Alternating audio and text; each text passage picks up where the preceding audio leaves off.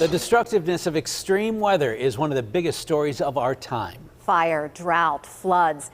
We spent a lot of time showing you the effects of climate change. Also important to look at the causes, and starting tonight, that's what we're going to be doing on a regular basis. What you're about to see is going to look a little bit different and take a little more time than usual because we're making a commitment in our newscast to understand climate change. Kicking off this journey of discovery is our guide, David Schechter. Earth. It is so vast and so beautiful. It can be hard to grasp that we could possibly ever alter it. Maybe that's because the largest force that's changing our climate is invisible. My name is David Schechter, and I'm your guide on a journey to explore how we're changing the Earth and how the Earth is changing us. This is On the Dot.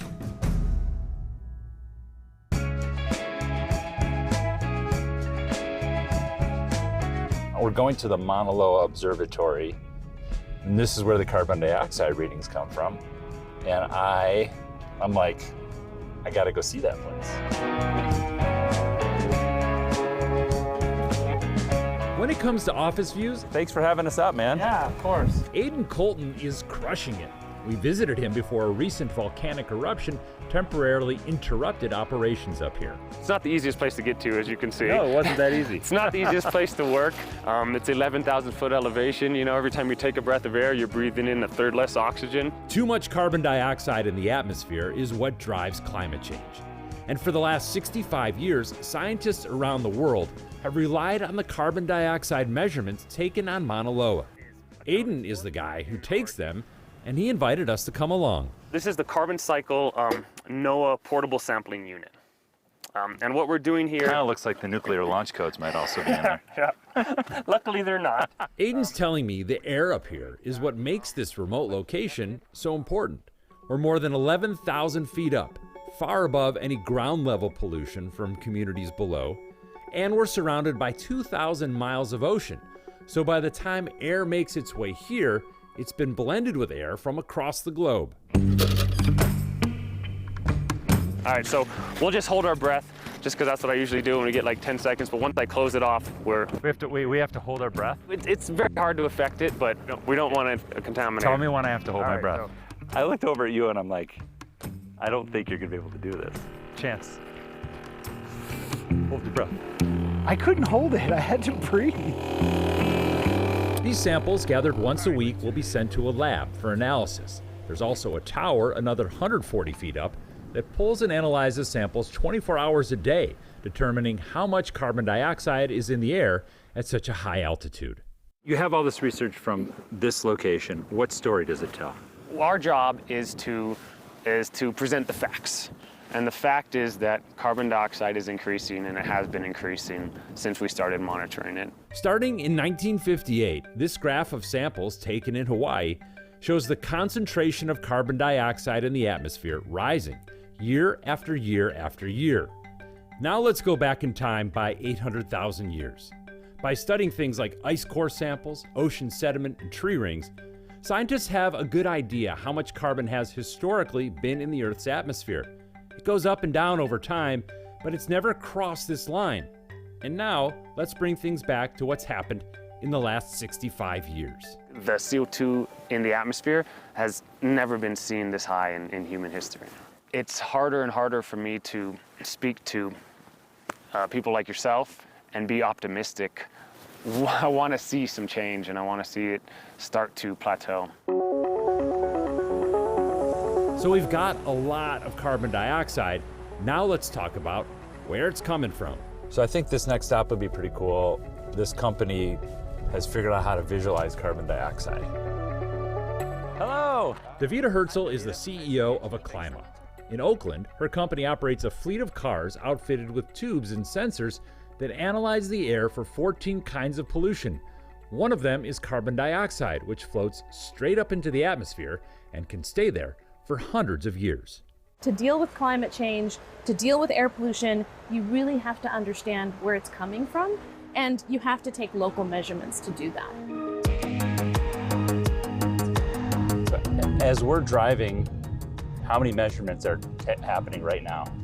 Right now, every single second, we're taking a measurement. Off this hose. Off of that, yeah, the air is getting sampled. We're moving through the streets. That enables us to pinpoint the precise location of those measurements. There are a lot of ways that carbon dioxide gets into the air, but according to the EPA, the number one source of carbon emissions is transportation at 27%. You can look out the window. I can count 1, 2, 3, 4, 5, 6, 7, 10 trucks just in front of us right now. Diesel trucks. Diesel trucks. And what you're looking at here, that's the CO2 coming off of these trucks. What she's showing me is a visualization of carbon dioxide on the streets of Oakland. The lower concentrations are purple on the side streets. The much higher yellow levels are freeways. And those things that look like skyscrapers are emissions where two highways come together. Businesses and governments use Acclima's data to identify and reduce sources of pollution. This isn't just an invisible problem. You can now see it. It's visible. It's measurable. And when I drive, And when you I drive, contribute. you're contributing. You're putting CO2 into the air. So the level of carbon dioxide in the atmosphere has exploded, and transportation is a major contributor. But why is carbon dioxide a problem? We're trying to get an idea of how this greenhouse effect works. How does CO2 have this power over controlling the Earth's temperature? Dr. Eugene Cordero is a climatologist at San Jose State. We're meeting up at a science museum in Oakland, and he's going to help us understand the greenhouse effect, where carbon dioxide functions like a blanket around the Earth. He's telling me as the Earth naturally radiates heat, the carbon dioxide in the atmosphere retains some of that heat, and that's what makes the planet comfortable. His demonstration here involves a candle, a camera, and a piece of glass. So you were kind enough to bring a candle. I also stopped and got a few candles. Oh, cool. Fresh lavender breeze. Oh, that's That one nice. smells pretty good. Yeah, so we're going to have a heat source. This represents the Earth. So the Earth gets warmed during the day by the sun, and then it gives off energy. So we have This is our the heat energy of the source. Earth? Yeah, right there. Okay. So we have our planet right there. Okay. And then we have this camera, this special camera that senses infrared radiation or heat. And that's like a satellite orbiting the planet.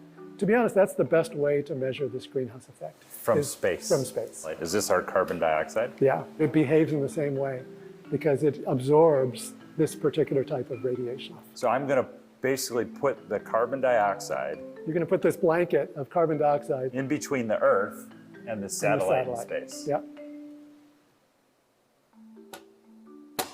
It just disappears. Take a closer look at the candle. The wavelengths of heat show up as white, red, and yellow. When the glass comes into frame, it shows up as solidly purple, so you can't even see the candle behind it. Dr. Cordero is saying when you add more carbon dioxide to the blanket around the Earth, our planet retains more heat. Our natural light from the sun passes through, but then the infrared radiation on its way out Can't get out. can't get out.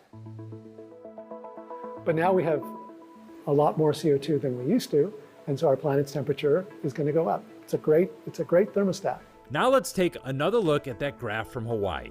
This is the line that shows carbon in the atmosphere going up and up. Now add in global average temperatures. As the carbon dioxide rises, the temperature rises too. Dr. Cordero says a large body of research shows us that is what's driving extreme events like fires, floods, and drought.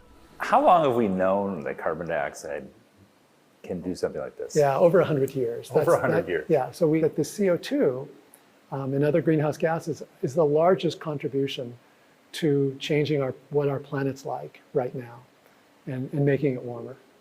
There's other factors too, but carbon dioxide is the number one.